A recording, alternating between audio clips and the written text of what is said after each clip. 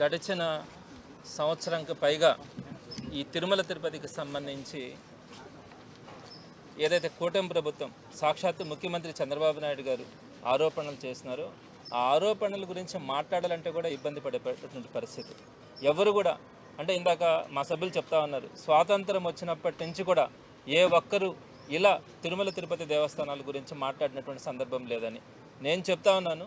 స్వాతంత్రానికి ముందు బ్రిటిష్ వాళ్ళు పరిపాలించిన, అంతకుముందు మొఘల సామ్రాజ్యంలో కానీ ఎప్పుడు కూడా తిరుమల తిరుపతి యొక్క విశిష్టతని ఏ ఒక్కరు కూడా భంగం కలిగేలా కానీ ఏ ఒక్కరు కూడా కించపరిచేలా కానీ మాట్లాడినటువంటి సందర్భం ఏ ఒక్కరోజు కూడా ఉండదు.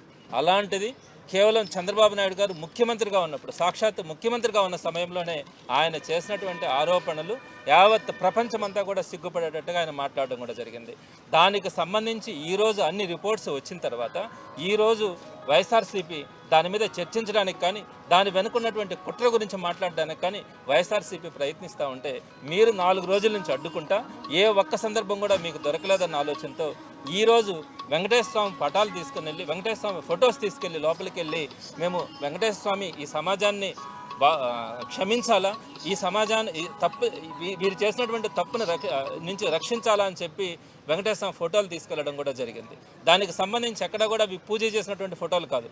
అయినప్పటికీ కూడా మా వాళ్ళందరూ కూడా చెప్పులు కానీ షూస్ కానీ అన్నీ విడిచిపెట్టి లోపలికి వెళ్ళినటువంటి పరిస్థితి మనం చూసినాం.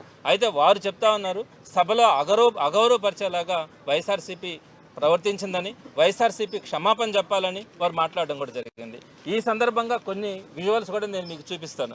ఒకటి, బాలకృష్ణ గారు అసెంబ్లీలో ఎంత అసహ్యంగా విజల్స్ వేస్తూ ఆయన ప్రవర్తించినటువంటి తీరు అందరం కూడా చూసినాం. ఆయన మాట్లాడినటువంటి తీరు కానీ విజల్స్ వేస్తున్నటువంటి ప్రవర్తన కానీ ఇవన్నీ కూడా ఆ రోజు సిగ్గుపడతానే ఉన్నారు.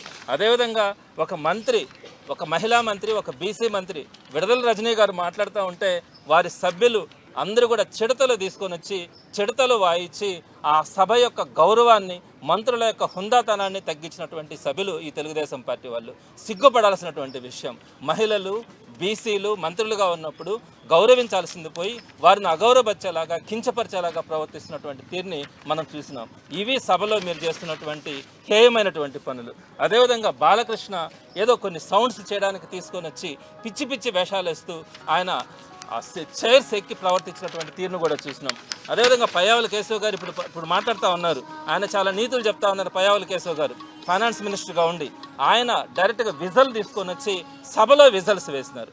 ఈ విధంగా ఇంత సీనియర్ మంత్రులుగా ఉండి, ఇంత సీనియర్ సభ్యులుగా ఉండి గత ప్రభుత్వంలో ప్రతిపక్షంలో ఉన్నటువంటి వీళ్ళు విజల్స్ వేసినటువంటి పరిస్థితి. విజల్స్ వేయమని ఎక్కడైనా కూడా హౌస్లో ఈ విధంగా ప్రవర్తించేటువంటి సందర్భాలు ఉంటాయా?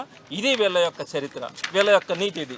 అదేవిధంగా స్పీకర్కి కానీ చైర్మన్కి కానీ పైన వారు సభని నడుపుతూ ఉన్నప్పుడు దాన్ని చుట్టుముట్టి ఆయన మాట్లాడనివ్వకుండా ఆయనని ఘెరావు చేసినటువంటి పరిస్థితి.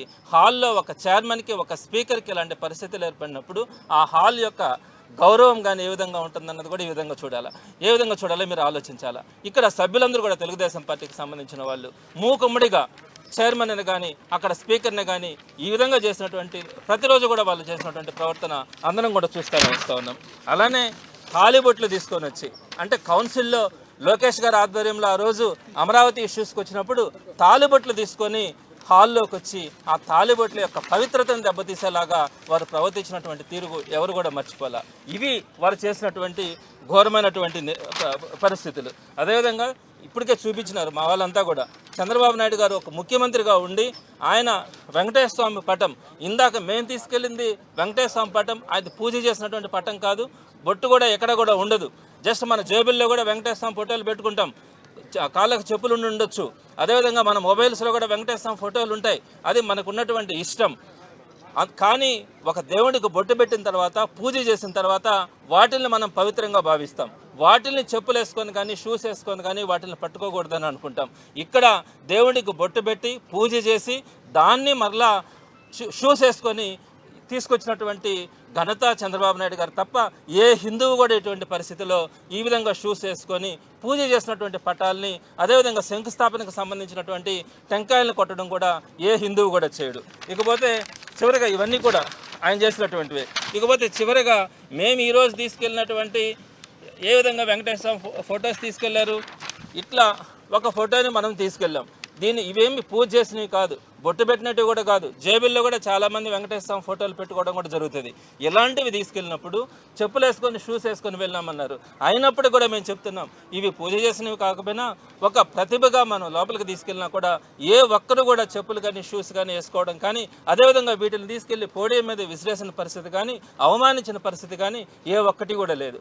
అంత పవిత్రంగా వైఎస్ఆర్సీపీ ఈరోజు మూవ్ అవుతా ఉంది. కానీ వెక్స్ అయిపోతున్నాం. ప్రతిరోజు కూడా శాసన మండలిలో చర్చించాలా, వారు చేస్తున్నటువంటి బడ్జెట్ ప్రసంగాలు కానీ వీటన్నిటి గురించి కూడా మాట్లాడాలని చెప్పి మేము ప్రయత్నిస్తూ ఉంటే, వారు కనీసం దీని మీద చర్చకి ఈ రోజు కాదు 7వ తేదీ లోపల ఏదో ఒక రోజు చర్చకు అవకాశం ఇవ్వమని అడుగుతూ ఉంటే దాన్ని కూడా వాళ్ళు ఇవ్వలేక ఈరోజు ఎక్కడ వారు కనుక చర్చకు అవకాశం కనుక కల్పిస్తే వారు చేసినటువంటి నీచమైన చరిత్ర బయటపడుతుందో వారికి తెలుసు కాబట్టి దానికి ఇచ్చే అవకాశం కూడా కనిపించట్లా. ఇక్కడ క్షమాపణ చెప్పాలంటున్నారు. ఎవరు క్షమాపణ చెప్పాలి? వెంకటేశ్వర స్వామిని అప్రదిష్ట పాలు చేసిన దానికి మీరు క్షమాపణ చెప్పాలనా? వెంకటేశ్వర స్వామి యొక్క గౌరవం పెరుగుతూ ఉంది. వెంకటేశ్వర స్వామి యొక్క ప్రసాదంలో ఎలాంటి కల్తీ జరగలేదు, వెంకటేశ్వర స్వామి యొక్క విశిష్టత అలాంటిదని చెప్తున్నటువంటి వైఎస్ఆర్సీపీ క్షమాపణ చెప్పాలనా? మీరు చెప్పులు వేసుకొచ్చిన దానికి క్షమాపణ చెప్పాలనా? అదేవిధంగా మీరు ఏదైతే చెప్తా ఉన్నారో ఈరోజు ఇందాపూర్ డైరీ కానీ, అదేవిధంగా బాబా బోలే డైరీ కానీ, అదేవిధంగా ఏఆర్ డైరీ కానీ, ఈ డైరీల మీద ఈరోజు ఏవైతే ఆరోపణలు ఉన్నాయో అవన్నీ కూడా మీ హయాంలోనే వచ్చినాయి కాబట్టి మీరు క్షమాపణ చెప్పాలన్నా, ఇంకొకరికి క్షమాపణ చెప్పాలన్నా? అదేవిధంగా 4 ట్యాంకర్లని అవి అన్నీ కూడా అంటే ఏదైతే నెయ్యి వచ్చిందో దాంట్లో కల్తీ జరిగినా కూడా దాన్ని రిజెక్ట్ చేసిన తర్వాత మరలా అదే ట్యాంకర్లు వెనక్కి వచ్చి తీసుకున్నటువంటి మీ ఏవో మీరు కంటిన్యూ చేస్తూ ఉన్నందుకు, మీ టీటీడీ చైర్మన్ని మీరు కంటిన్యూ చేస్తూ ఉన్నందుకు మీరు క్షమాపణ చెప్పాలన్నా, ఇంకొకరు చెప్పాలన్నా అనేది మీరు ఆలోచించాలా. కాబట్టి ఇటువంటి నీచమైనటువంటి పరిస్థితిలో కూటమి ప్రభుత్వం ఉంది. తప్పకుండా కూడా దీనికి సరైనటువంటి సమాధానం వచ్చేంత వరకు వైఎస్ఆర్సీపీ పోరాడుతుంది.